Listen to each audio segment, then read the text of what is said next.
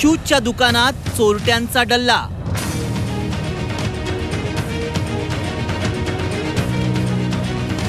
$13,000 किमतीचे शूज लांबवले।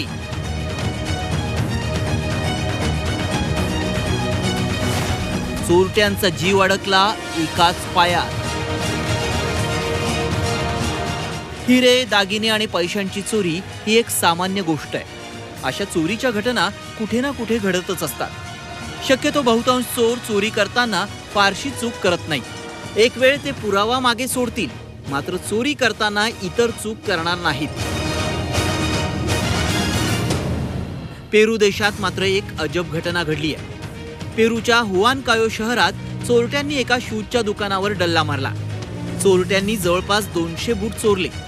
कुठलेही पुरावे न सोडता चोरट्यांनी हात साफ केला।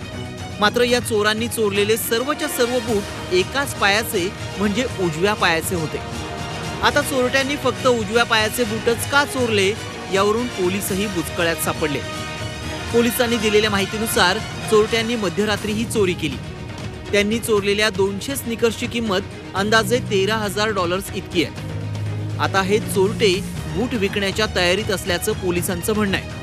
मात्र एकाच पायातला बूट चोरण्यामागचा उद्देश काय यावरून तर्कवितर्क लढवले जात आहेत। पोलिसांच्या अंदाजानुसार चोरट्यांनी घाई केली असावी।